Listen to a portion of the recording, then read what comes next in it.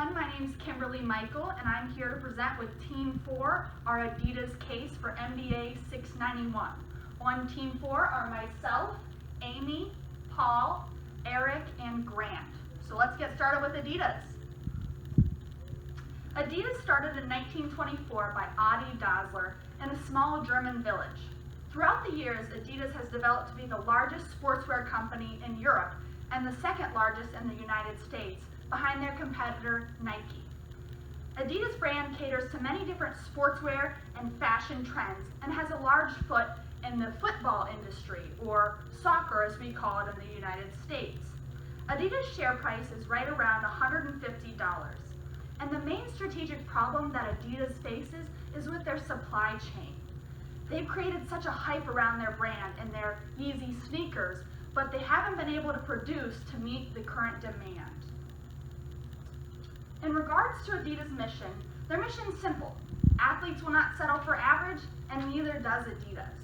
They cater to this mission by having their three main objectives, which are speed, cities, and open source. Speed at which they deliver, their cities and where they deliver, and their open source, how they create their brands. Adidas' general environment, we did a pestle analysis to look into this further. Politically, Adidas is possibly going to be affected by a 25% tariff in the trade wars currently with China. 27% of the manufacturing of Adidas goods happens in China, and this trade tariff will affect them heavily. From their economic standpoint, consumers in the US and other countries have more of a disposable income, and this definitely is a positive for Adidas. However, being such a worldwide company, Adidas is affected by the exchange rates with different currencies in different countries. From a sociological standpoint, Adidas is catering to a more casual lifestyle, which is what the demand is currently. Workout wear isn't just for working out nowadays. People want to be comfortable in their everyday lifestyle. From a technological standpoint, Adidas is getting in on the smart apps. They even have one called Tango for their soccer players. We see that Adidas will be developing further into more smart technology and being more connected. From a legal standpoint, Adidas has to comply with the international laws, of course. However, they have a little bit of an issue when it comes to their products that are made in Asia. Currently, 10% of their products in the Asian market are counterfeit goods, so this does pose an issue for Adidas. Some opportunities we see for Adidas in their general environment is definitely expanding their current factories outside of the Asian market so that they could possibly get away from these tariffs that may be potentially coming down the pipeline. And then also to delve more into the smart technology so that they can keep up with the market and what the consumers want. Industry environment. Adidas is a competitor in the sporting goods and apparel industry. Along with their competitors, they sell direct to consumers through e-commerce and company-owned retail stores, department stores, chain retail stores, as well as athletic sporting goods channels. The largest competitor in the industry is Nike, with over $35 million in sales in 2018. Followed by Nike is Adidas at $26 million, and Puma, Under Armour, Lululemon, and Columbia Sportswear with significantly less volume. For consumers, these brands are easily interchangeable, and there's very little cost to doing so. Brands differentiate themselves by using celebrity and athlete endorsements, as well as open source collaborations for design. The largest area for growth is China and the Asia Pacific. However, there are concerns in these areas because of knockoff products, as well as the US trade relations. An emerging area in the industry is athleisure, sporting wear that can be worn outside of the gym. This is very popular with women consumers and has been the largest area of growth for the industry. In order to be competitive in the industry, Footwear News says companies must be focused on function as well as solve consumer problems before they realize they have them.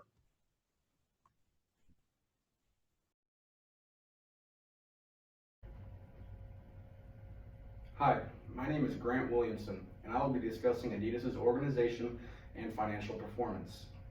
Adidas' organization and financial statements all show strong promise and growth for a healthy retail company. Moving to our first slide, Adidas has implemented a plan called Creating the New. This is essentially designed to build brand desirability. This is being implemented by delivering goods to consumers that the consumer actually wants. This has been found to be goods tailored to be focused around the buzzword speed. Essentially, Adidas has associated their goods with buzzwords such as speed to create a positive desirability. Moving to our second slide, Adidas has intrinsic and tangible resources. The biggest intangible resource Adidas has is their intellectual property. Adidas is a globally recognized sports apparel retailer. Furthermore, Adidas has goodwill attributed to acquired trademarks and paying fair wages in overseas factories. Moving to our third slide, Adidas has a multitude of tangible resources. The biggest tangible resource is Adidas' property, plant, and equipment. From Adidas' factories to their headquarters, each is an integral function within Adidas' business. Adidas also has massive inventories tailored around their speed goods. Moving to our fourth slide, discussing Adidas' income statements, Adidas has been able to increase their bottom line of net income year after year. This has been primarily due to increasing their operating margin. All of this can be equated to keeping costs low while increasing revenues. Overall, Adidas has a strong income statement. Moving to our fifth slide, discussing Adidas' balance sheet, Adidas has an extremely healthy balance sheet. The quick ratio is extremely healthy and above the industry average for sports retail. Also, Adidas has maintained a manageable amount of long-term debt. This has allowed Adidas to grow at a healthy rate without exposing themselves to extreme financial risk. Moving to our last slide, Adidas' statement of cash flows. Adidas has been able to increase cash flows year after year. This exemplifies that Adidas has healthy accounts receivable. Having bad accounts receivable is an issue many sports retailers and companies face, but Adidas has overcome this problem. Adidas' cash flow statements also confirm strong sales revenue. In conclusion, Adidas has a strong organization with very sound and healthy financial statements with an extremely promising future. Thank you. My name is Eric Handwork, and today I'll be discussing the problems, opportunities, and issues that we found with Adidas and their supply chain management, as well as strategic alternative one that we identified in order to solve some of those issues. The issues began with Adidas' new strategy, Creating the New. It had a 16% revenue increase in 2017, double-digit growth in 2018, and it doubled North American sales over the past 3 years.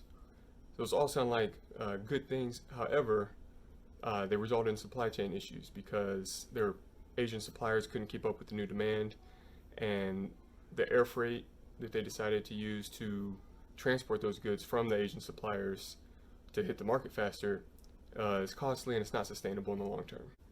They identified that this is going to cost them approximately 200 to 400 million euros worth of sales this year, and most of that's going to come from apparel sales in North America. So in order to address this issue, we decided to outsource the manufacturing to manufacturers in North America. To give a little bit of background on why we think this would work, you need to understand, first of all, how Adidas currently manufactures most of its products. Over 90% of its apparel is manufactured by third parties. They outsource most of the work. And of that, 21% of those products are sold in North America. So by manufacturing those in North America, that's a huge amount of products that you can cut down the shipping costs for. 1979 was the height of American manufacturing. However, that's also when manufacturers started shipping jobs overseas because of the low labor rates in Asia helped them lower prices and remain competitive. However, as early as 2006, Asian labor rates started growing, and they've been growing at a rate about 10 times faster than the global rate. Because of that, In 2017, manufacturing actually started trending back into North America. We've been getting a lot more manufacturing jobs, and the industry's been growing. We estimate that by bringing manufacturing for the North American apparel back to North America, Adidas would be able to actually save on their cost per unit. We estimate that there's about a 90% increase in efficiency due to the advanced technologies that Adidas would be able to take advantage of, resulting in about a 30% savings overall in cost per unit. In addition to this, they'd be saving about $1 per unit in shipping. That would also result in approximately $90 million in 2018 of increased income, and by 2021, we estimate that would pass $265 million in additional income after taxes. And that's all I have for you. And next, Amy Beatty will discuss our strategic alternative number 2, as well as the choice we decide to ultimately go with. Hi, my name is Amy Beatty, and I'm going to review our strategic alternative number 2 of bringing 30 speed factories online owned by Adidas. So looking at the current production gap in the North American region, there is an 18.94 million unit production gap to meet the growing North American demand of 10% per year. 30 speed factories would bring 15 million unit increased annual capacity to North America at the end of 3 years. You can see here that it just meets the demand and or maintains the current gap that is already in place. So with bringing these 30 speed factories online, we will experience significant salary expense impact. We'll have an increase in 4,500 employees and an increase of $170.8 million in salary expense impact. We'll also have notable income statement and balance sheet impacts.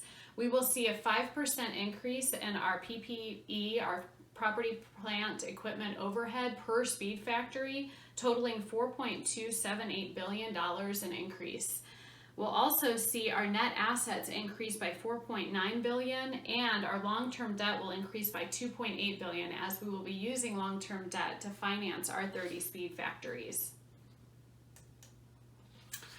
You'll see the impact of this extreme expense in our ratios. We'll find that our net profit margin will fall from 36% to negative 19% due to this large increase in expenses. And we'll also see our current ratio decline from 1.43 to 1.33 related to our liability increase. So in summary, we will be choosing strategic alternative number 1, the use of third-party logistics and 3PL outsourcing. This is going to meet our goal of substantially decreasing manufacturing time and being readily available to meet demand and aligning with our speed strategy pillar. As outlined in our strategy 2 financials, it's also much more cost effective and less risky than building and financing an intensive infrastructure. It protects our bottom line and allows our net profit margin to grow and not fall. And also it has flexibility to meet demand, both increases and decreases, compared to a rigid infrastructure investment that is difficult to dismantle. Strategic implementation is also much more straightforward and can be streamlined into Adidas's complex supply chain. We'll be securing 3PL companies in North America to begin the manufacturing.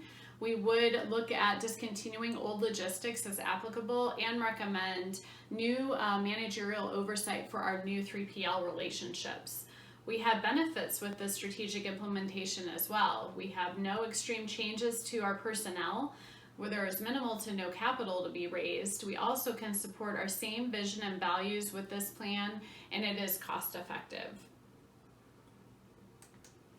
So thank you for your time and attention today. We'd be happy to answer any questions via email. This is MBA Team 4 for Class 691. Thank you.